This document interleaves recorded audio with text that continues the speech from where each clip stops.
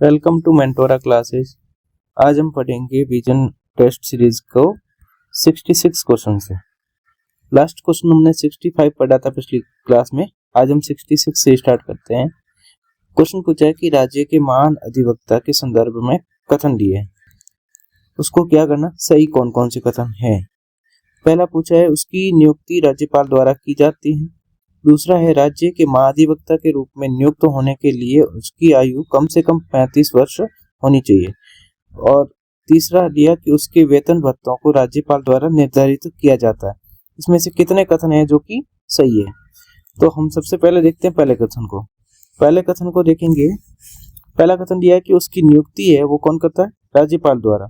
तो ये राज्यपाल की नियुक्ति करती है, क्योंकि राज्यपाल की नियुक्ति इसलिए करते हैं क्योंकि कौन से कहाँ के महाधिवक्ता है, राज्य के महाधिवक्ता है। तो इसकी नियुक्ति कौन करेगा, राज्यपाल। दूसरा स्टेटमेंट दिया कि कितनी कम से कम उम्र उनकी कितनी होनी चाहिए, 35 वर्ष। तो ये शर्त नहीं दे रखी है, ये गलत है। संविधान के अंदर ऐसा कोई उल्लेख नहीं है कि उसकी आयु कितनी होनी चाहिए, 35 वर्ष। ऐसी न्यूनतम आयु संविधान में नहीं दे रखी है। तीसरा स्टेटमेंट क्या दिया है कि उसके वेतन और भत्तों को राज्यपाल द्वारा निर्धारित किया जाता है। तो ये बिल्कुल सही है, क्योंकि नियुक्ति जब राज्यपाल ही कर रहे हैं तो इसके वेतन और भत्ते भी निर्धारित कौन करेगा, राज्यपाल। हमें क्वेश्चन में पूछा था कितने सही है, तो इसकी दूसरा गलत है, पहला और तीसरा सही है। तो सही पूछा है तो आंसर क्या आएगा, सही है दो, केवल दो। 67 देखते हैं। निम्नलिखित पर विचार करो। कथन दिया, पहला संविधान का पालन करना और उसके आदर्शों और संस्थाओं का आदर करना, नदियों और वन्य जीवों की रक्षा करना और उनका संवर्धन करना, समान न्याय, लोगों के कल्याण को बढ़ावा देना। उपयुक्त जो कथन दिए उनमें से क्या क्या संविधान के भाग 4A के अंतर्गत मूल कर्तव्य हैं। ये पूछा है कि मूल कर्तव्यों को क्वेश्चन है कि इस जो 3 कथन दिए हैं, इनमें से कौन कौन से जो है कि संविधान के भाग 4A के अंतर्गत मूल कर्तव्य वो कौन कौन से हैं। तो सबसे पहले कथन को देखते हैं। पहला कथन दिया इन्होंने कि संविधान का पालन करना और उसके आदर्शों एवं संस्थाओं का आदर करना। तो ये हम जानते हैं कि ये हमारे मूल कर्तव्य हैं, तो ये पहला सही हो जाएगा। दूसरा क्या है कि नदियों और वन्य जीवों की रक्षा करना और उनका संवर्धन करना। तो ये भी सही है, मूल कर्तव्य, ये भी मूल कर्तव्यों में उल्लेख कर रखा है, वन्य जीवों का संरक्षण करना, नदियों का। आगे तीसरा दिया है कि समान न्याय और लोगों के कल्याण को बढ़ावा देना। ये समान न्याय ना कि कर्तव्य नहीं है, ये क्या है, डीपीएसपी है ना। तो ये तीसरा गलत हो जाएगा। कर्तव्य पूछा था हमें, तो मूल कर्तव्य पूछा है, तो समान न्याय की बात कहाँ पे दिया, मूल डीपीएसपी में दे रखा है, तो इसकी आंसर गलत हो जाएगा तीसरा। पहला और दूसरा सही है, पहला और दूसरा किसमें है, बी में, तो इसका आंसर क्या आ जाएगा, बी। 68 क्वेश्चन देखते हैं। 68 में दिया कि मूल कर्तव्यों के संबंध में निम्नलिखित कथनों पर विचार करना। फिर से मूल कर्तव्यों का ही क्वेश्चन है और पूछा कौन सा सही है। पहला दिया कि भारतीय संविधान में मूल कर्तव्य पूर्ववर्ती यूएसएसआर से संविधान में से प्रेरित है, मतलब यूएसएसआर के संविधान से क्या है, प्रेरित। दूसरा स्टेटमेंट दिया कि अधिकारों का प्रयोग कर्तव्यों की पूर्ति पर निर्भर है। अब इसने पूछा सही कौन सा है, तो सबसे पहले कथन को देखते हैं। क्या पूछा था, मूल कर्तव्यों के लिए पूछा है। पहला कथन दिया कि भारतीय संविधान में ये मूल कर्तव्य हैं जो कि कहां से लिए, यूएसएसआर के संविधान से। तो ये हम जानते हैं कि यूएसएसआर के संविधान से ही हमारे भारतीय संविधान में मूल कर्तव्यों को लाया गया था, और ये संशोधन करके ही लाया गया था। दूसरा स्टेटमेंट दिया है कि अधिकारों का प्रयोग कर्तव्यों की पूर्ति पर निर्भर करता है। अधिकारों का प्रयोग है वो कर्तव्यों की पूर्ति पर निर्भर करता है। मूल अधिकारों का कोई ऐसा प्रयोग है जो कर्तव्यों की मतलब पूर्ति पर निर्भर नहीं करता, तो इसलिए ये गलत हो जाएगा। तो पहला सही है, दूसरा गलत है। इसमें पूछा था सही है, तो पहला सही है, इसका आंसर क्या आ जाएगा, ए। नेक्स्ट क्वेश्चन है 69 क्वेश्चन में दिया, ये 69 किस संविधान संशोधन द्वारा ये प्रावधान किया गया कि मंत्री परिषद की सहायता और सलाह राष्ट्रपति के लिए बाध्यकारी है। ये कह रहा है कि कौन सा संविधान संशोधन के द्वारा राष्ट्रपति के लिए प्रावधान किया कि मंत्री परिषद की सहायता और सलाह किसके राष्ट्रपति लेगा। तो ये बाध्यकारी बना दिया गया, ये किस संविधान संशोधन के तहत बनाया, ये पूछा है ना। तो हम जानते हैं कि ये देखते हैं 42वां कॉन्स्टिट्यूशन कहाँ पे, ये 24वां है, ये तो 24वां में तो नहीं है, और 42वां संविधान संशोधन है। इसका आंसर है 44वां भी नहीं है और 52वां। तो इसका आंसर क्या आ जाएगा 42 कॉन्स्टिट्यूशन अमेंडमेंट। इसमें ही राष्ट्रपति को बना दिया गया कि मंत्री परिषद की सलाह और मतलब सहायता और सलाह है वो राष्ट्रपति के लिए क्या होगी, बाध्यकारी होगी। ठीक है, नेक्स्ट देखने। अच्छा, 44 संविधान कॉन्स्टिट्यूशन अमेंडमेंट है ना, इसके तहत राष्ट्रपति के लिए क्या बना दिया था कि अगर कोई राष्ट्र मतलब मंत्री परिषद ने एक बिल भेजा है और राष्ट्रपति ने उसको पुनर्विचार के लिए भेज दिया वापस, राष्ट्रपति ने पुनर्विचार के लिए भेजा, और जब वापस इसने पुनर्विचार एक बार भेजने के बाद में वापस बिल जाता है राष्ट्रपति के पास, तो इसके लिए ये बाध्य बना दिया था कि साइन करना फिर क्या है, बाध्य है। तो वो ये 44वां कॉन्स्टिट्यूशन अमेंडमेंट है ना, इसमें बनाया था। नेक्स्ट क्वेश्चन है 70 क्वेश्चन में दिया पहला कि कथनों पर विचार करना है। क्या दिया है कि संसद संविधान की पंथ निरपेक्ष प्रकृति में संशोधन कर सकती है। संसद है वो संविधान की पंथ निरपेक्ष प्रकृति है, संविधान के प्रस्तावना में भी इसका उल्लेख है पंथ निरपेक्षता, तो उसकी प्रकृति में संशोधन कर सकती है पहला। दूसरा दिया कि केवल संसद ही ये निर्णय ले सकती है कि कोई मामला संविधान की मूल संरचना का हिस्सा है या नहीं। ये हमने अच्छे से पढ़ रखे हैं ये दोनों स्टेटमेंट। तो क्या हो जाएंगे ये दोनों, क्योंकि गलत इसलिए हो रहे हैं क्योंकि संसद है वो संविधान की पंथ निरपेक्षता प्रकृति को संशोधन नहीं कर सकती, क्योंकि पंथ निरपेक्षता है वो क्या है, मूल ढांचा है, और मूल ढांचे को संसद समाप्त नहीं कर सकती। दूसरा स्टेटमेंट गलत है, वो इसलिए कि केवल संसद ही निर्णय ले, ये कोई जरूरत नहीं है कौन सुप्रीम कोर्ट इसका निर्णय लेता है कि ये मूल संरचना का हिस्सा है या नहीं है, तो ये भी गलत हो जाएगा। इसलिए इसका आंसर क्या आएगा, पहला गलत है और दूसरा भी गलत है। तो पूछा था सही तो कोई है ही नहीं, इसलिए आंसर आएगा डी। नेक्स्ट क्वेश्चन है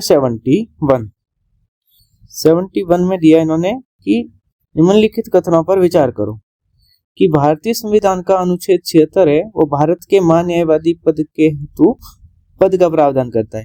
अनुच्छेद 76 है वो किसका प्रावधान, कौन से अनुच्छेद 76 में महान्यायवादी का पद दे रखा है, इसने बताया। दूसरा स्टेटमेंट दिया कि भारत के सॉलिसिटर जनरल को निजी कानूनी प्रैक्टिस करने से प्रतिबंधित नहीं किया गया। ये दो ऑप्शन दिए इन्होंने। 71 को देखते हैं, 71 को सॉल्व करेंगे तो सबसे पहले देखते हैं पहले वाले को ना। इसने बोला कि भारतीय संविधान का अनुच्छेद 76 है वो किसके लिए दे रखा है, महान्यायवादी, यानी 76 के अंदर महान्यायवादी का उल्लेख कर रखा है। तो ये बिल्कुल सही है क्योंकि अनुच्छेद 76 के अंदर किसका उल्लेख है, महान्यायवादी पद का सर्जन या पद का प्रावधान कर रखा है ना अनुच्छेद 76 के अंदर। दूसरा स्टेटमेंट क्या दिया, भारत के सॉलिसिटर जनरल है वो निजी कानूनी प्रैक्टिस करने से प्रतिबंधित नहीं किया गया है।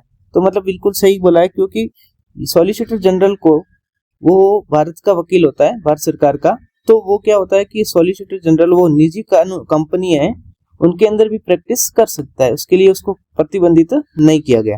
तो पहला भी सही है और दूसरा भी सही है। इसका आंसर क्या आएगा, सही पूछा था तो इसका आंसर सी आएगा क्योंकि दोनों ही सही है ना। नेक्स्ट 72 को देखते हैं। 72 में देखा कि हाल ही में जल शक्ति मंत्रालय द्वारा वार्षिक भूजल गुणवत्ता रिपोर्ट 2024 जारी की गई, इस संदर्भ में विचार करना है और पूछा है कि भूजल संदूषक कितने हैं।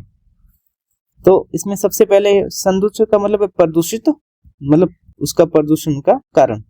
तो पूछा आर्सेनिक, यूरेनियम और फ्लोराइड और नाइट्राइड, चार कथन देके पूछा है कि कितने सही है ना।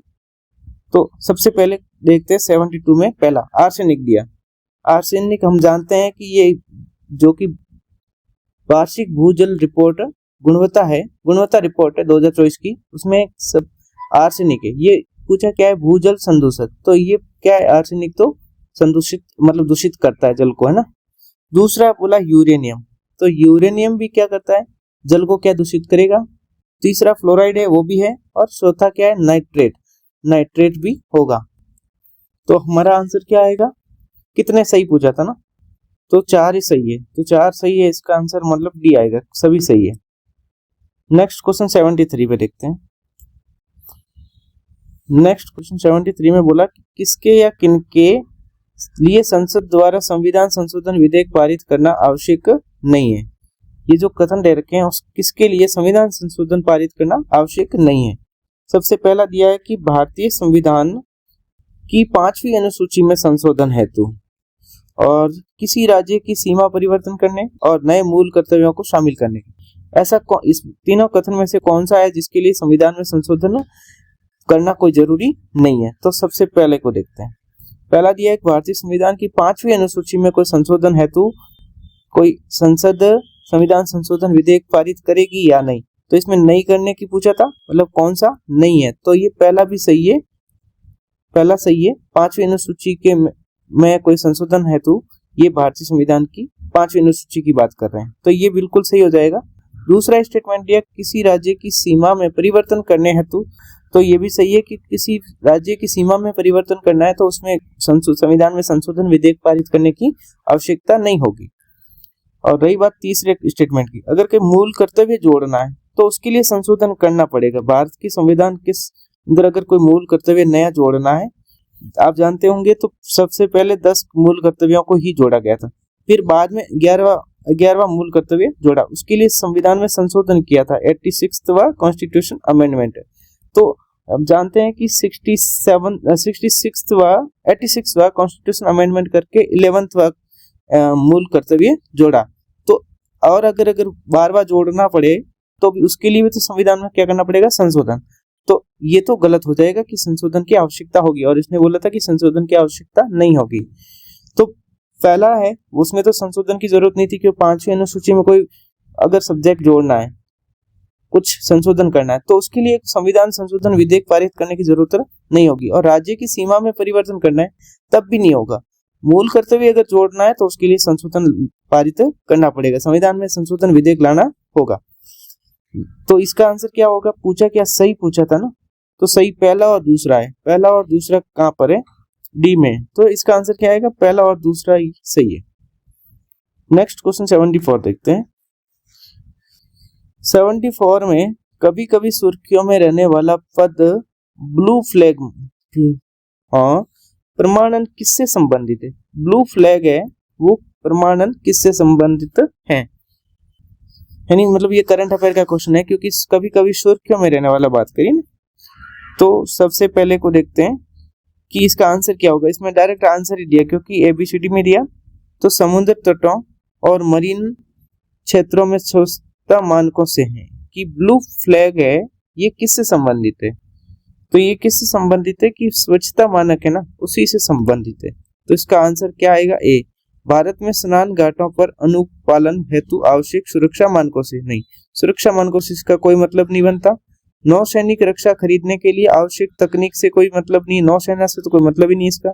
जलीय आहार का उत्पादन करने वाले उद्योगों द्वारा पूरा किया जाने वाला पोषक तत्वों का मानक, तो ये आंसर नहीं है। आंसर इसका क्या है, पहला।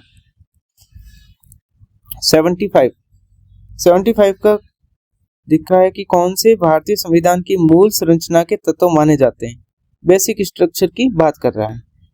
संविधान की सर्वोच्चता, सत्यों का पृथक्करण, न्यायिक समीक्षा, तो ये तो तीनों ही मूल ढांचे की बात ही कर रहा है, क्योंकि संविधान के मूल ढांचे में कौन कौन शामिल है। तो संविधान की सर्वोच्चता है, सुप्रीम कोर्ट ने कहा है कि संविधान की सर्वोच्चता क्या है, मूल ढांचे का हिस्सा है। शक्तियों का पृथक्करण है, तो वो भी क्या है कि मूल ढांचे का हिस्सा है। और न्यायिक समीक्षा है, वो भी ये अनुच्छेद 13 के अंदर आता है ना। तो ये पूछा था सही आंसर क्या है, सही आंसर क्या होगा, तीनों ही सही है, 1 2 3, तो इसका आंसर आएगा डी। नेक्स्ट क्वेश्चन 76 देखते हैं। 76 में दिया कि हाल ही में किन देशों ने नेक्सू 1 नामक विश्व की सबसे बड़ी संपीड़ित वायु ऊर्जा भंडारण परियोजना शुरू की गई है। तो आंसर बताना कि क्या पूछा है कि संपीड़ित वायु ऊर्जा भंडारण परियोजना कहाँ पे शुरू की हुई है। तो इसका आंसर चीन है। चीन कहाँ है, ये रहा चीन। इसका आंसर क्या होगा, चीन। सबसे पहले आंसर है कि चीन है। अब वैसे इसका अगर नाम भी आप देखोगे तो नाम ऐसा दिख रहा है, या तो नाम जापान का होगा या चीन का होगा। तो नेक्सू है, नेक्सू कहाँ का, नेक्सू 1 नामक विश्व की सबसे बड़ी संपीड़ित वायु ऊर्जा भंडारण है, वो परियोजना किसने शुरू करी थी, चीन ने शुरू करी है। तो इसका आंसर क्या आएगा, 76 का चीन आएगा, डी आंसर है। नेक्स्ट 77 क्वेश्चन देखें। संविधान के अनुच्छेद 360 के तहत वित्तीय आपातकाल की घोषणा करने की शक्ति किसमें नियत है? अनुच्छेद 360 है। अनुच्छेद इसमें क्या दे रखा है? वित्तीय आपातकाल की बात कर रखी है। तो ये बोल रहा है कौन इसको घोषित कर सकता है, तो इसमें डायरेक्ट आंसर है राष्ट्रपति ही कर पाएगा।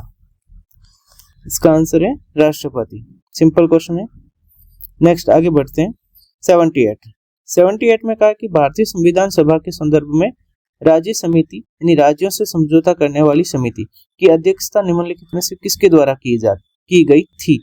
क्या बोला? भारतीय संविधान सभा के संदर्भ में बात करी, राज्य समिति थी, उसकी अध्यक्षता किसने करी थी, है ना? 78 के अंदर बोला। तो राज्यों की बात जब भी आए ना, राज्यों से, तो वो जवाहरलाल नेहरू ही आएंगे। इसका आंसर 78 के क्वेश्चन आएगा answer Jawaharlal Nehru, B answer लगाते हैं। क्योंकि जब राज्यों से बात हो, राज्य समिति की बात हो, राज्यों से संबंधित समझौता करने वाली समिति थी, उसकी अध्यक्षता किसने करी थी? और ये कहाँ की बात कर रहे हैं? भारतीय संविधान सभा की बात कर रहे हैं। तो उस टाइम जवाहरलाल नेहरू ने अध्यक्षता करी थी इस समिति की, राज्य समिति की। नेक्स्ट क्वेश्चन है 79 को देखते हैं।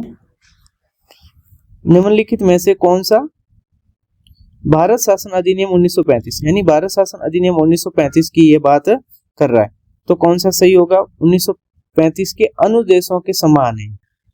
अच्छा, मतलब कि जो कह रहे हैं कि भारतीय शासन अधिनियम 1935 है वो किसके समान है? अनुदेशों के समान है। तो हमने ये पढ़ा हुआ है पहले ही, क्योंकि जो भारत के संविधान में आज डीपीएसपी है ना, जो डीपीएसपी यहाँ पे लिख रखा है, राज्य के नीति निर्देशक तत्व, जो कि डीपीएसपी है, डीपीएसपी वो भारत के संविधान में जो कि डीपीएसपी है वो भारत शासन अधिनियम 1935 के क्या है? अनुदेशों के समान ही है, माना जाता है इसको।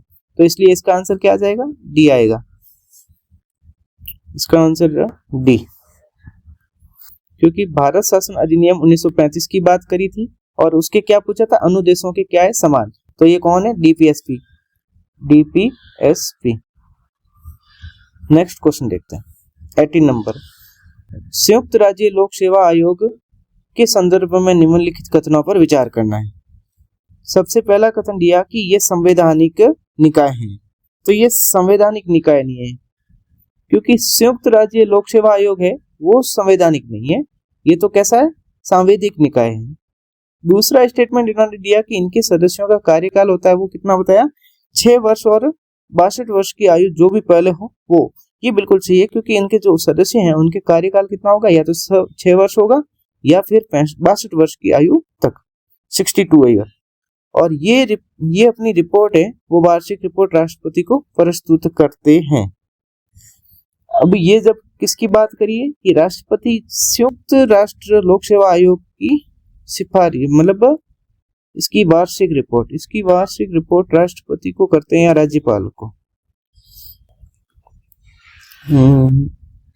मतलब इसकी रिपोर्ट है ना, जो राष्ट्रपति को नहीं करके राज्यपाल को करते हैं। क्योंकि राज्यपाल को इसलिए क्योंकि ये जो संयुक्त राज्य लोक सेवा आयोग होगा वो किसी 2 राज्यों का ही होगा, 2 या 2 से अधिक राज्यों का ही होगा। तो वो किनको रिपोर्ट प्रस्तुत करेंगे? वार्षिक रिपोर्ट होगी वो राष्ट्रपति को ना करके किसको करेंगे? राज्यपाल को ही करेंगे। तो इसलिए इसका आंसर ये गलत हो जाएगा, तीसरा गलत हो जाएगा। पहला तो गलत है क्योंकि संवैधानिक नहीं है, ये सांविधिक है, तो पहला भी गलत है। दूसरा सही है क्योंकि 6 वर्ष और 62 वर्ष जो भी आयु पहले होगी वही होगा, तो दूसरा सही है। इसमें पूछा क्या? नहीं है, गलत सही नहीं है। तो गलत की बात करी, पहला और तीसरा गलत है, इसको पहला गलत है और तीसरा गलत है, दूसरा सही है। तो पहला और तीसरा आंसर कहाँ पे है? इसका आंसर आएगा फिर डी। एक बार फिर से देख लो कि ये पूछा है कि संयुक्त राज्य लोक सेवा आयोग की बात कर रहे हैं, तो संयुक्त राज्य लोक सेवा आयोग की बात करेंगे ना, तो ये रिपोर्ट राष्ट्रपति को ना भेज के किसको भेजेंगे? राज्यपाल के पास में रखेंगे। तो इसलिए ये गलत हो जाएगा। और यहाँ पे जो ये सांविधिक दिया है, ये संवैधानिक नहीं है, सांविधिक है, तो इसलिए ये गलत हो गया। और ये 6 वर्ष या 62 वर्ष तो सही है, तो इसलिए दूसरा सही है, ओनली एक ही सही है, दूसरा। 2 गलत है और हमें पूछा क्या? सही नहीं है, यानी गलत का बात गलत ही तो पूछा है, इसलिए आंसर आ जाएगा 1 और 3। क्वेश्चन नंबर 81 देखते हैं। 81 में दिया है कि भारतीय संविधान के अनुच्छेद 14 के संदर्भ में विचार करना कि ये भारत के विधि के शासन के मूल आधार हैं, एकमात्र मूल अधिकार हैं जो प्रकृति में निरपेक्ष हैं। और पूछा है कि सही बताओ। तो सबसे पहले हम देखते हैं पहले वाले स्टेटमेंट को। पहला वाला स्टेटमेंट दिया है कि ये भारत में विधि के शासन का मूल आधार है।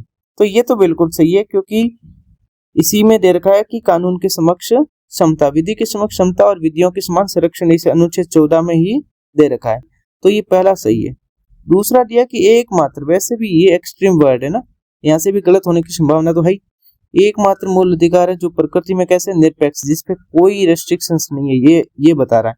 लेकिन ये ऐसी बात नहीं है, इस पे युक्त प्रतिबंध लगाया जा सकता है।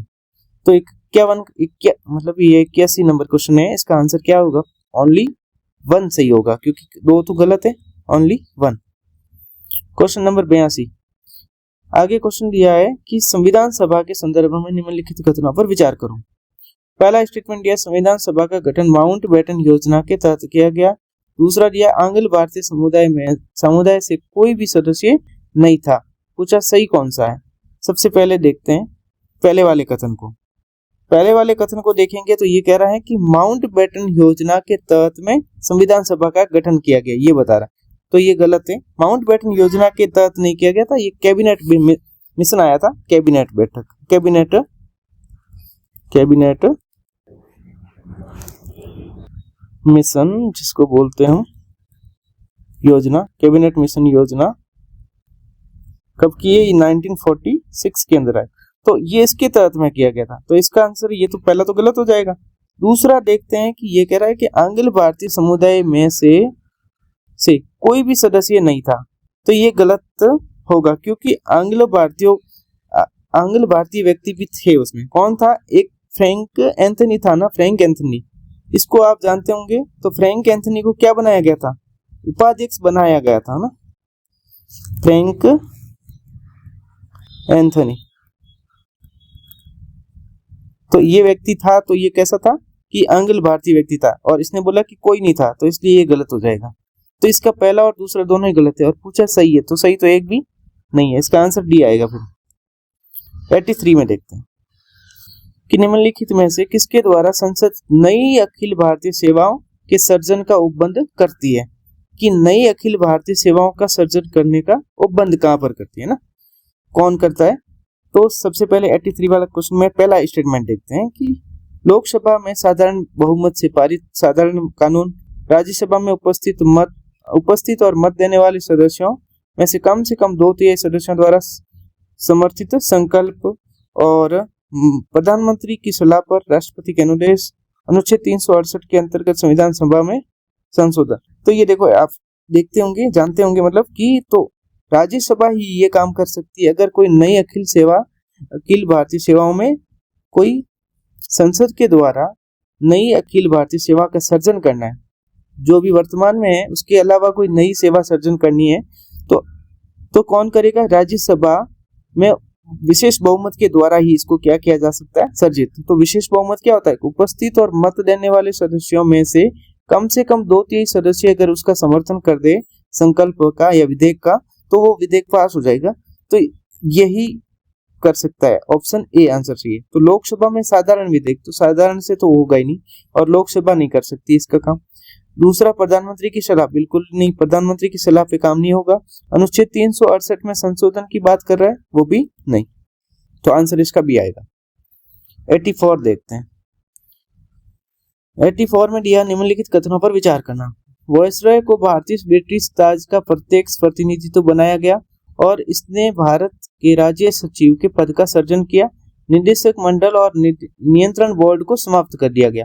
ये किस बात कर रहा है कि निम्नलिखित कथनों में से किस अधिनियम की ये विशेषताएं हैं? ये जो 3 विशेषता दे रखी है, ये किस अधिनियम की विशेषता हैं? सबसे पहले हम देखते हैं कि ये मतलब ये जो वायसरॉय को भारत में ब्रिटिश ताज का प्रत्यक्ष प्रतिनिधित्व बनाना और राज्य सचिव का पद बनाया गया और निदेशक मंडल और नियंत्रण बोर्ड है उसको समाप्त किया गया, ये किसमें किया गया था? तो हम देखेंगे कि ये पहला कथन है और दूसरा तीसरा ये कौन से अधिनियम के अंदर? हम जानते हैं कि 1857 की क्रांति हुई थी। 1857 से पहले तो कंपनी का राज था और 1858 में एक्ट आया उसके अंदर क्या किया गया था कि ये निदेशक मंडल बनाया गया था और बोर्ड ऑफ डायरेक्टर और बोर्ड ऑफ कंट्रोल इनको क्या कर दिया, समाप्त किया। और फिर क्या किया, राज्य पद भारत के अंदर राज्य सचिव के पद को क्या किया, सर्जित किया, नया बनाया, एक नया पद बनाया, क्या बनाया, नाम रखा राज्य सचिव। ये वहां लंदन में ही बैठते रहते थे ना। और दूसरा क्या कि ब्रिटिश ताज का प्रत्यक्ष प्रतिनिधित्व, तो यहाँ से भी क्वेश्चन आ रहा है कि प्रत्यक्ष प्रतिनिधित्व अगर हम जानते हैं ना तो वहां से भी इस क्वेश्चन को किया जा सकता था, क्योंकि वो डायरेक्ट 1857 की क्रांति के बाद में ही 1858 का एक अधिनियम लाया, उसी में लिया। ये सारा काम कब किया गया था, 1858 में। तो ये इसका आंसर क्या आ जाएगा, पहला। ये तीनों विशेषता किसकी है, 1858 की बात है। तो ये क्वेश्चन इसका आंसर आ जाएगा 58 वाला, भारत शासन अधिनियम 1858। नेक्स्ट क्वेश्चन देखते हैं 85 में दिया लोक सेवा आयोग के संदर्भ में निम्नलिखित कथनों में से सही पूछा है। सबसे पहले सही कथन पूछे हैं कि किसके बारे में पूछा है, लोक सेवा आयोग, यूपीएससी के बारे में कथन दिया, यूपीएससी के बारे में, संघ लोक सेवा आयोग के बारे में। सही कथन कौन सा है, इसे चयनित उम्मीदवारों के सेवाओं के वर्गीकरण और कैडर प्रबंधन के लिए अधिकृत किया गया। ये अपने कार्य निष्पादन का प्रतिवेदन प्रतिवर्ष संसद के समक्ष प्रस्तुत करते हैं। भारत के राष्ट्रपति के आदेश पर इनके कार्य क्षेत्र का विस्तार किया जा सकता है। सही पूछा है ना। देखते हैं पहले स्टेटमेंट को, देखते हैं पहले को बोला कि चयनित उम्मीदवार है के सेवाओं के वर्गीकरण और कैडर प्रबंधन के लिए क्या अधिकृत है, कौन, यूपीएससी। तो ये ऐसा नहीं है, ये गलत हो जाएगा, क्योंकि ये इसका जो चयन करके ये सेवा देना और उसका वर्गीकरण करना और उसको कैडर का प्रबंधन करना, ये कौन करता है, डीओपीटी है मंत्रालय, वो करता है। तो इसके अंदर जो कि कार्मिक मंत्रालय बोलते हैं इसको, तो वो ही ये काम करता है, ना कि कौन करता है, यूपीएससी। तो इसलिए ये गलत हो जाएगा। दूसरा स्टेटमेंट दिया कि ये अपने कार्य निष्पादन का प्रतिवेदन प्रतिवर्ष संसद के समक्ष प्रस्तुत करते हैं, तो ये गलत हो जाएगा। संसद के समक्ष न करके किसके समक्ष करते हैं, राष्ट्रपति के। तो इसका आंसर संसद गलत हो जाएगा। तीसरा स्टेटमेंट दिया कि भारत के राष्ट्रपति के आदेश पर इसके कार्य क्षेत्र का विस्तार किया जाता है। तो ये भारत के राष्ट्रपति पर नहीं है, ये किनका होता है, यूपीएससी। इस मतलब यूपीएससी के संदर्भ में ये कथन दिया था, तो ये सिर्फ केवल यूपीएससी का कार्य क्षेत्र केवल संसद द्वारा ही अधिनियम बना के, राष्ट्रपति के हाथ में, यहाँ पे राष्ट्रपति आए, यहाँ पे क्या आएगा, संसद। तो संसद ही इसका कार्य क्षेत्र बढ़ा सकता है। तो ये गलत, तीसरा भी गलत हो जाएगा। तो इसका आंसर क्या आएगा, सही पूछा था, सही तो कोई है ही नहीं, इसका आंसर आएगा डी। नेक्स्ट क्वेश्चन देखते हैं 86 में बोला कि निम्नलिखित कथनों पर विचार करो। किसी राज्य के नाम में परिवर्तन से संबंधित विधेयक को संसद में पूर्ण बहुमत से पारित करना। किसी राज्य के नाम में परिवर्तन से संबंधित विधेयक केवल राष्ट्रपति की पूर्व स्वीकृति से ही संसद में पुनर्स्थापित किया जा सकता है। सही पूछा है। सबसे पहले कथन को देखते हैं। पहले कथन में दिया कि किसी राज्य के नाम में परिवर्तन से संबंधित विधेयक को संसद में पूर्ण बहुमत से, ये क्या बोला है, पूर्ण बहुमत। तो ये पूर्ण बहुमत या विशेष बहुमत की कोई जरूरत नहीं होती, इसमें क्या होता है, साधारण बहुमत की जरूरत। एक सेकेंड, साधारण बहुमत है ना, तो इसलिए ये विशेष बहुमत की कोई जरूरत नहीं होती। तो इसलिए यह कथन गलत हो जाएगा, क्योंकि साधारण बहुमत से ये काम हो सकता है। रही बात दूसरा कि बोला है कि ये कोई राज्य का नाम परिवर्तन करना है, तो परिवर्तन से संबंधित विधेयक होता है वो केवल राष्ट्रपति की पूर्व स्वीकृति से ही पुनर्स्थापित किए जा सकते हैं। तो ये सही है, क्योंकि ऐसा अगर कोई विधेयक मतलब ला रहे हैं जिसमें राज्य का नाम परिवर्तन करना है, तो उसके लिए राष्ट्रपति से पूर्व सिफारिश चाहिए, या मतलब राष्ट्रपति से पूर्व अनुमति चाहिए। तो इसलिए दूसरा सही है, पहला गलत है, दूसरा सही है। सही पूछा हमें, तो केवल 2 आएगा आंसर। नेक्स्ट क्वेश्चन है 87 क्वेश्चन दिया कि निम्नलिखित पर विचार करो। आर्थिक न्याय, धर्म की स्वतंत्रता, व्यक्ति की गरिमा, राष्ट्र की अखंडता कितने उद्देश्यों का भारतीय संविधान उल्लेख है वो भारतीय संविधान की प्रस्तावना या उद्देशिका में दे रखा है। तो ये तो सिंपल क्वेश्चन है कि ये चारों दे रखे कि आर्थिक न्याय भी दे रखा है, धर्म की स्वतंत्रता और व्यक्ति की गरिमा की बात भी है और राष्ट्र की अखंडता भी। तो ये कितने कथन सही पूछा है ना, तो ये सारे सही है, इसका आंसर तो डी आ जाएगा। नेक्स्ट क्वेश्चन 88 है। 88 में दिया कि विचार करना है, बनारस के राजा, पटियाला के महाराजा और सर दिनकर राव उपयुक्त में से कितनों को लॉर्ड कैनिंग ने 1862 में विधान परिषद के लिए मनोनीत किया। लॉर्ड कैनिंग की बात है, 1862 के समय में ही थे लॉर्ड कैनिंग, और ये बात करी कि विधान परिषद के अंदर मनोनीत किया था। तो हम सबसे पहले इन तीनों को ही मनोनीत किया था, तो ये तो तीनों ही सही हो जाएंगे। बनारस के राजा को, पटियाला के महाराजा और सर दिनकर राव है, उनको भी ये विधान परिषद के अंदर किसने किया था, 1962 के अंदर लॉर्ड कैनिंग के द्वारा। तो ये बिल्कुल सही है, इसका आंसर क्या आएगा, सही पूछा था तो ये तीनों ही सही है, आंसर सी आएगा। 89 क्वेश्चन देखते हैं। सबसे पहला कि वित्तीय आपातकाल के संदर्भ में कथन है, वित्तीय आपातकाल की घोषणा साधारण बहुमत से पारित की जाती है।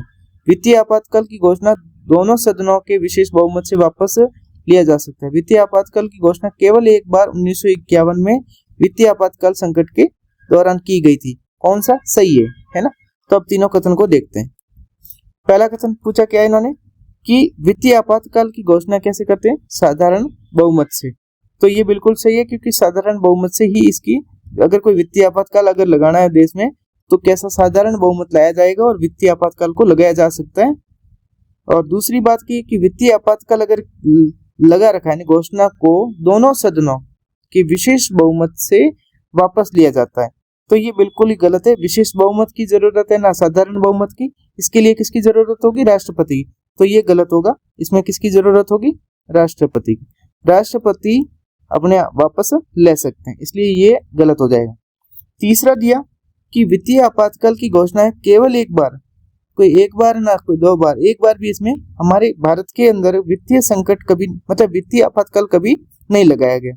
इन्होंने कहा कि 1951 का जब वित्तीय संकट था उसके दौरान के आपातकाल लगाया था, तो लेकिन ऐसा नहीं हुआ था कि वित्तीय आपातकाल हमारे भारत के अंदर एक बार भी नहीं लगाया हुआ।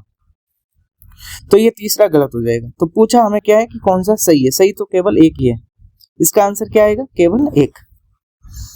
89 90 क्वेश्चन 90 नंबर में देखा कि केंद्रीय सूचना आयोग CIC के संदर्भ में कथन दे रखे, उस पर विचार करो।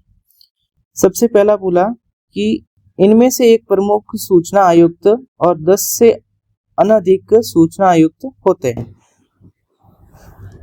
दूसरा स्टेटमेंट दिया, मुख्य सूचना आयुक्त 5 वर्ष की अवधि के लिए पद धारण करता है। मुख्य सूचना आयुक्त का वेतन और भत्ते मुख्य निर्वाचन आयुक्त के समान होते हैं। और बात किस, और पूछा क्या कितने सही है, पूछा किसका है, केंद्रीय सूचना आयोग की बात करी, केंद्रीय सूचना आयोग की बात करी है। और सबसे पहला स्टेटमेंट देखते हैं हम। पूछा क्या है कि एक तो क्या होगा, मुख्य सूचना आयुक्त, और 10 से अधिक क्या होंगे, सूचना आयुक्त होंगे। ये तो मुख्य सूचना आयुक्त, और 10 से अधिक क्या होंगे, मुख्य सूचना मतलब 10 से अधिक होंगे सूचना आयुक्त, और एक होगा मुख्य सूचना आयुक्त, मतलब 1 + 10 से ज्यादा। तो ये तो इसकी बात बताई गई है ना, तो ये बिल्कुल सही है, क्योंकि यही स्ट्रक्चर भारत के संविधान के अंदर ये दे रखा है, उल्लेख कर रखा है, इसके अंदर केंद्रीय सूचना आयोग की बात है। क्योंकि 1 + 10 सूचना आयुक्त 10 होंगे और एक क्या होगा, मुख्य सूचना आयुक्त। और दूसरी बात है ये क्या, 5 वर्ष की अवधि के लिए। यहाँ पे देखो कि 5 वर्ष की आयु किसकी बताइए, 5 वर्ष की अवधि बताइए कि मुख्य सूचना आयुक्त के लिए। तो ये गलत हो जाएगा, क्योंकि ये 5 वर्ष न होकर कितना होगा, 3 वर्ष तक कार्य रहता है। कल भी हमने इस क्वेश्चन के, कल हमने CIC की बात करी थी, CBC की बात करी थी ना, तो उसमें भी वही 3 वर्ष 5 वर्ष दे रखा था, 3 वर्ष संशोधन 2019 में कर रखा है और 3 वर्ष कर रखा है, तो इसलिए ये गलत हो जाएगा। इसने दिया 5 वर्ष, आंसर आ गया 3 वर्ष। मुख्य सूचना आयुक्त का वेतन और भत्ते मुख्य निर्वाचन आयुक्त के समान होगा, ये बताया इन्होंने। तो ये भी इसमें गलत है, क्योंकि ये इनका जो वेतन भत्ता है वो निर्वाचन आयुक्त के सम्मान में होगा, इन्होंने बताया। पर ये कैसा है, कौन तय करेगा, ये केंद्र सरकार तय करेगी, यानी संसद तय करेगी। तो ये भी गलत हो जाएगा। ये भी सारे 2019 में संशोधन करके ये कर रखा है। ये पहले था, ऐसा ही था कि निर्वाचन आयुक्त, ये जो मुख्य सूचना आयुक्त है, उनका वेतन और भत्ते कैसे थे, मुख्य निर्वाचन आयुक्त के समान ही होते थे। लेकिन अब इसमें ऐसा नहीं है, पहले 5 वर्ष था, अब 3 वर्ष हो गया। तो इसलिए इसमें सही पूछा था हमें, सही तो केवल एक ही है, तो इसका आंसर आएगा ए। नेक्स्ट 91। अब 10 क्वेश्चन ही बचे हैं, आज पूरा कर लेंगे हम। स्वर्ण सिंह समिति के संदर्भ में निम्नलिखित कथनों पर विचार करो। सबसे पहले ये बात करी स्वर्ण सिंह समिति की। स्वर्ण सिंह समिति क्यों लाई थी? कि मूल कर्तव्यों के बारे में। तो पूछा कि उपयुक्त समिति की कौन सी सिफारिशें सरकार द्वारा स्वीकार नहीं की गई है। जो स्वर्ण सिंह समिति ने ऐसी जो सिफारिशें करी थी, इनमें से कौन सी सिफारिशें थी जो सरकार ने नहीं मानी है ना। सबसे पहला देखते हैं, पहला क्या, करों का भुगतान एक मूल कर्तव्य होना चाहिए। ये भी सरकार ने क्या नहीं मानी थी, ये सरकार ने नहीं मानी। तो इसने पूछा नहीं बोला था, तो ये नहीं तो इसके अकॉर्डिंग सही होगा। दूसरा बोला मूल कर्तव्यों का पालन न करने पर दंडित यानी आर्थिक दंड देना चाहिए। तो ये भी सरकार ने नहीं माना था, क्योंकि इन्होंने सिफारिश तो करी थी कि मूल कर्तव्य अगर कोई व्यक्ति न माने तो आर्थिक दंड दिया जाए, तो इसलिए सरकार ने ये भी नहीं माना। तीसरा क्या, इस तरह का आर्थिक दंड लगाने वाले किसी भी कानून को मूल अधिकारों के उल्लंघन के आधार पर न्यायालय में चुनौती नहीं दी जा सकती। ये भी सिफारिश स्वर्ण सिंह समिति ने करी थी कि अगर कोई व्यक्ति को आर्थिक दंड दिया जा रहा है जो मूल कर्तव्य नहीं मान रहा, तो उसको मूल अधिकारों के उल्लंघन पर सुप्रीम कोर्ट या किसी भी कोर्ट के अंदर उसको चुनौती नहीं दी जा सकती। ये भी सिफारिश दी, लेकिन सरकार ने नहीं मानी। तो ये तीनों सिफारिशें स्वर्ण सिंह समिति ने तो दी थी, लेकिन सरकार ने नहीं मानी थी। तो इसका आंसर ये भी हो जाएगा, ये भी और ये भी, क्योंकि तीनों सिफारिशें स्वर्ण सिंह समिति ने तो दी थी, लेकिन सरकार ने क्या हुआ, सरकार ने इस समिति को सिफारिश नहीं मानी थी। तो इसका आंसर हो जाएगा 1, 2, 3। 1 तो 3 है डी में। नेक्स्ट है 92 क्वेश्चन। क्वेश्चन नंबर 92 पे दिया कि विचार करो किस पे, प्रस्तुति पर सुविधा अधिनियम 1961, बैंकों का राष्ट्रीयकरण, वन्य जीव संरक्षण अधिनियम 1972, दंड प्रक्रिया संहिता 1973। कितने डीपीएसपी ऐसे हैं जिन निहित सिद्धांतों को क्रियान्वित करने के लिए, यानी डीपीएसपी को क्रियान्वित करने के लिए इनमें से कौन कौन से हैं जिसको लाया गया था। तो ये तो चारों ही सही है, क्योंकि प्रस्तुति पर सुविधा अधिनियम लाया था 1961 के अंदर। ये भी किसके लिए लाया था कि डीपीएसपी को लागू कार्यान्वित किया जाए। बैंकों का राष्ट्रीयकरण, क्योंकि जहाँ धन का संकेंद्रण करना है ना, और संसाधनों का वितरण करना, इसके लिए इसको लाया गया था। तो बैंकों का भी राष्ट्रीयकरण किया गया था। वन्य जीव संरक्षण करना, ये भी हमारे डीपीएसपी के अंदर है, तो जीवों की सुरक्षा करने के लिए तो 1972 में पहली बार लाया था, तो इसलिए लाया था। दंड प्रक्रिया संहिता इसलिए 1973 में लाया था। तो ये सारे क्या डीपीएसपी को क्रियान्वित करने के लिए ही लाया गया था। तो ये तो चारों सही है, पहला सही है, दूसरा, तीसरा और चौथा, चारों सही है। ये किसके लिए लाया था? डीपीएसपी को लागू करने के लिए। तो इसका आंसर आ जाएगा डी। नेक्स्ट क्वेश्चन है 93। 93 में पहला स्टेटमेंट दिया, देखो इंटरपोल की बात करी। इंटरपोल ने अपना पहला सिल्वर नोटिस जारी किया और किससे ये संबंधित है ना। तो सबसे पहले देखते हैं सिल्वर नोटिस की बात है ना। सिल्वर नोटिस, आपराधिक परिसंपत्तियों का पता लगाना और उन्हें बरामद करना। क्वेश्चन तो इसके रिलेटेड में लग रहा है, फिर भी देखते हैं। गुमशुदा व्यक्तियों का पता करना और अभियोजन के लिए वांछित व्यक्तियों की उपस्थिति और गिरफ्तारी की मांग करना। अभियोजन के लिए वांछित व्यक्तियों की अवस्थिति और गिरफ्तारी की मांग करना। अज्ञात शवों की पहचान हेतु जानकारी प्राप्त करना। पूछा है कि सिल्वर नोटिस की बात है कि सिल्वर नोटिस जारी किसके संबंधित किया गया है ना। तो सिल्वर नोटिस तो हमारे ये जो कि आपराधिक परिसंपत्तियों का पता लगाने के लिए ही उसके ये इंटरपोल काम इसके लिए तो करता है ना, कि आपराधिक परिसंपत्तियों का पता लगाना और उसे बरामद करना। उसके लिए इन्होंने क्या किया था? सिल्वर नोटिस जारी किया था। तो इसका आंसर क्या आएगा? ए। नेक्स्ट क्वेश्चन है 94। भारतीय संविधान के भाग 4 के अंतर्गत प्रदान किए गए डीपीएसपी के संदर्भ में कथन पर विचार करो। 4 कथन दिया और पूछा है कि गांधीवादी विचारधारा वाले कौन कौन से हैं। सबसे पहले देखते हैं पहला वाला स्टेटमेंट। पहले वाले स्टेटमेंट को देखते हैं तो इन्होंने क्या कहा है कि ग्रामीण क्षेत्र, जब जहां पे ग्रामीण क्षेत्र की बात आए ना और कुटीर उद्योग, तो ये तो गांधी जी ने ही कहा था। गांधी जी की विचारधारा ही ये प्रेरित है। तो ये क्या बोला, ग्रामीण क्षेत्रों और कुटीर उद्योगों को व्यक्तिगत और सहकारी आधार पर प्रोत्साहित किया। जहाँ पे सहकारी की बात हो, ग्रामीण हो, कुटीर उद्योग है, तो ये सारी बातें कौन करते थे, गांधी जी। दूसरा क्या है कि वृद्धावस्था, बीमारी, निःशक्तता की दशाओं में लोक सहायता और काम पाने का अधिकार। ये सिद्धांत यहाँ पे इसके नहीं होंगे, क्योंकि ये किसकी बात करें, गांधी जी ऐसी बातें नहीं कर रहे थे कि वृद्धावस्था और बीमारी और निःशक्तता की बात, ये समाजवादी करते थे। कौन करते थे, समाजवादी वाले व्यक्ति, वो इनकी बात करते हैं। तो ये गांधीवादी नहीं है, ये कैसे हैं, समाजवादी, समाजवादी। तो दूसरा गलत हो गया। तीसरे को देखते हैं कि अनुसूचित जातियों, अनुसूचित जनजातियों और समाज के अन्य दुर्बल वर्गों के शैक्षिक और आर्थिक हितों को प्रोत्साहित करना। ये अनुसूचित जातियों और जनजातियों की बात भी गांधी जी किया करते हैं। तो दुर्बल वर्गों के लिए शैक्षिक और आर्थिक हितों की बात किसने करी, गांधी जी। तो इसके लिए भी ये तीसरा सही है। चौथे की बात है, चौथा किसके लिए, कृषि और पशुपालन को आधुनिक और वैज्ञानिक, ये तो गांधी जी बिल्कुल ही नहीं करते ना। और वैज्ञानिक दृष्टि से तो ये बात कौन करते हैं, उदारवादी। कौन करेंगे, उदारवादी। तो ये भी गलत हो जाएगा। नेक्स्ट, हमें तो पूछा था गांधीवादी, तो गांधीवादी तो सिर्फ दो ही है, पहला और तीसरा। तो आंसर पहला और तीसरा कहाँ है, ये आंसर आएगा सी। इसका 94 का आंसर आएगा सी। 95 क्वेश्चन देखते हैं। 95 का बोला है कि अनुच्छेद 14 के संदर्भ में निम्नलिखित कथनों पर विचार करो। भारतीय संविधान के अनुच्छेद 14 के अंतर्गत केवल विधि के समक्ष क्षमता का प्रावधान है, विधियों के समान संरक्षण का नहीं। क्योंकि भारतीय अनुच्छेद 14 के अंदर है ना, विधि के समक्ष क्षमता की भी बात है और विधियों के समान संरक्षण की बात है, दो सिद्धांत दे रखे। तो ये गलत हो जाएगा ना। उच्चतम न्यायालय के अनुसार जहाँ क्या लिखा, समानों और असमानों के साथ भिन्न व्यवहार किया जा सकता है, वहां अनुच्छेद 14 लागू नहीं होगा।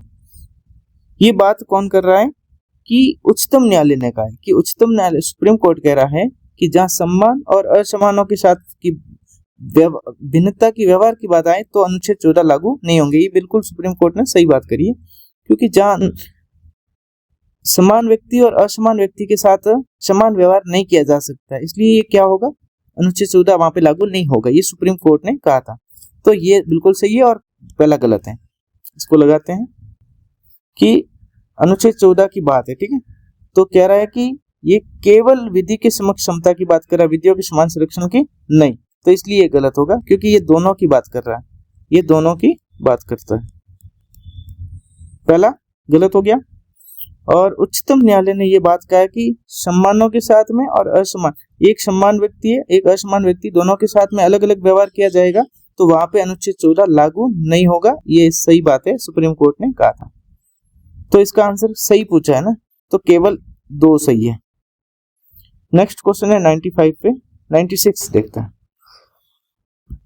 भारतीय संविधान के अनुच्छेद 12 के तहत परिभाषित राज्य पद में शामिल कौन कौन है, कि जो अनुच्छेद 12 के अंदर राज्य की परिभाषा दे रखी है उसमें शामिल कौन कौन है ना। सबसे पहले दिया केंद्र और राज्यों की विधायी अंग, तो ये बिल्कुल सही है, क्योंकि केंद्र सरकार के राज्य सरकार के यानी संसद और विधानमंडल दोनों शामिल होते हैं। केंद्र और राज्यों के कार्यकारी अंग ये भी शामिल होते हैं, क्योंकि केंद्र सरकार के और कार्यकारी निकाय वो उनको भी शामिल किया गया। स्थानीय प्राधिकरण ये भी सही है। तो ये तो सारे सही है, तीनों ही सही है आंसर। ये राज्य की परिभाषा में स्थानीय वाले भी आते हैं, क्योंकि उसमें न्यायपालिका, पंचायतें वगैरह ये सब इसमें आते हैं, तो ये भी वो उसी में राज्य की परिभाषा में आते हैं। पहला सही है, दूसरा सही है और तीसरा भी सही है। हमें पूछा सही 1 2 3, इसका आंसर आएगा डी। 97 देखिए, 97 इतना बड़ा दे रखा है, मैं पढ़ तो नहीं सकता इसको। अनुच्छेद 32 की बात कर रखी है रिट के बारे में, कि रिट जारी करने के संदर्भ में कथन दे रखा, पूरा परिच्छेद दे रखा, पैराग्राफ। ये न्यायालय द्वारा किसी प्राधिकारी को जारी किया जा गया आदेश है, जो उसे विधि द्वारा सौंपे गए सार्वजनिक दायित्वों का निर्वहन करने, ये सारा इतना कोई प्राधिकरण जिसे वह शक्ति प्रदान की गई हो अनुचित रूप से उनका प्रयोग करने से इनकार कर देता है, इसे किसी भी प्रकार के प्राधिकरण को किसी भी प्रकार के कार्य, प्रशासनिक कार्य, विधायी कार्य, अर्ध न्यायिक और न्यायिक, ये यहाँ से अंडरलाइन करता हूँ। ये किस किस की बात है, प्रशासनिक, विधायी और अर्ध न्यायिक और न्यायिक कार्य के संबंध में किया जा सकता है। इसका प्रयोग सार्वजनिक प्राधिकारियों द्वारा सार्वजनिक दायित्वों के पालन के प्रवर्तनीय के लिए बनाया जाता है। तो किस रिट से संबंधित ये बात कर रखी है? तो सबसे पहले हम देखते हैं कौन से ये बात कर रखा है कि सुप्रीम कोर्ट ऐसा ये रिट किसके लिए जारी कर सकता है ना। तो इसके लिए तो परमादेश ही रिट जारी करेगा, क्योंकि इनका काम है, दायित्व दे रखा है, और ये जो व्यक्ति काम नहीं करेंगे, इनका जो विधायी कार्य दे रखे हैं, अर्ध न्यायिक कार्य और न्यायिक कार्य दे रखे हैं, प्रशासनिक कार्य, और ये किसकी बात करें? सार्वजनिक दायित्वों की बात करें, और सार्वजनिक प्राधिकारों द्वारा ही सार्वजनिक दायित्व हैं उनका पालन नहीं, क्योंकि निजी व्यक्तियों के विरुद्ध में परमादेश रिट जारी नहीं की जा सकती। तो इसका आंसर क्या आएगा? परमादेश। तो नेक्स्ट है 98 क्वेश्चन। 98 क्वेश्चन में दिया कि राज्य मानवाधिकार आयोग के संदर्भ में कथन दे रखे और सही पूछा है। सबसे पहला देखते हैं, पहले कथन को देखते हैं कि ये केवल भारतीय संविधान की राज्य सूची में उल्लेखित विषयों के संबंध में ही मानवाधिकारों के उल्लंघन की जांच कर सकता है। ये किसकी जांच कर सकता है? कि राज्य सूची में जो भी विषय हैं उनकी ही जांच कर सकता है। कौन? राज्य मानवाधिकार आयोग। तो ये तो बिल्कुल सही है, क्योंकि राज्य सूची में जो विषय होंगे उन्हीं की जांच कर सकता है। दूसरा 98 का एक ही आयोग है, वो अपना वार्षिक रिपोर्ट और विशेष प्रतिवेदन है उसके सामने रखेगा राज्यपाल के समान। तो ये भी बिल्कुल सही है, क्योंकि राज्य मानवाधिकार आयोग है इसलिए। तो इसका आंसर पूछा था सही कौन सा है? तो इसका आंसर 1 व 2 दोनों सही है।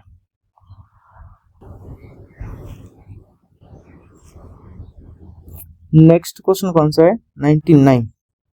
ये रहा 99 में इन्होंने बोला कि लोकतंत्र के संदर्भ में निम्नलिखित कथनों पर विचार करो।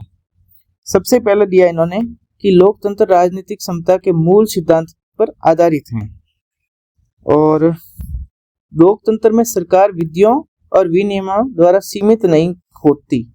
तो इसमें से कौन सा सही है?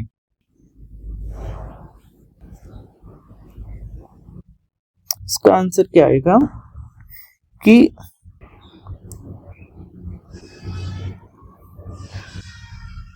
99। हाँ, लोकतंत्र के संबंध में बात करें कि लोकतंत्र है वो राजनीतिक समानता के मूल सिद्धांत पर आधारित है। लोकतंत्र में सरकार विधियों के और विनियमों द्वारा सीमित नहीं होती है। ये गलत है। दूसरा गलत होता है, तो कौन कौन सा सही होगा? पहला सही है, दूसरा गलत है। पहला सही और दूसरा गलत है। इसका आंसर क्या आएगा? सी। इसका सी आंसर आएगा, क्योंकि दूसरा है वो कथन गलत होगा और पहला है वो क्या है? सही है, इसलिए इसका आंसर सी आएगा। भारतीय संविधान भाग 3 के तहत में प्रदत्त धार्मिक स्वतंत्रता के अधिकार अनुच्छेद 25 से 28 में दे रखा है। उस पे विचार करना। क्या कहा? ये धार्मिक विश्वासों, धार्मिक प्रथाओं, अनुष्ठानों को शामिल करते हैं। तो ये बिल्कुल सही है। राज्य द्वारा प्रशासित किसी शैक्षिक संस्थानों में धार्मिक शिक्षा प्रदान की जा सकती है। कि राज्य द्वारा प्रशासित है तो उसमें क्या है? धार्मिक शिक्षा प्रदान की जा सकती है। तो ये बिल्कुल सही हो जाएगा। तो इसका आंसर क्या हो जाएगा? दोनों सही। इसका आंसर हो जाएगा सी। तो ये था विजन की टेस्ट सीरीज। पहली टेस्ट सीरीज सॉल्व करी हमने आज तक। बाकी की हम धीरे धीरे लाते रहेंगे। कल से लाएंगे सेकंड टेस्ट। तो आज तो हमने ये टेस्ट तो पूरा कर दिया।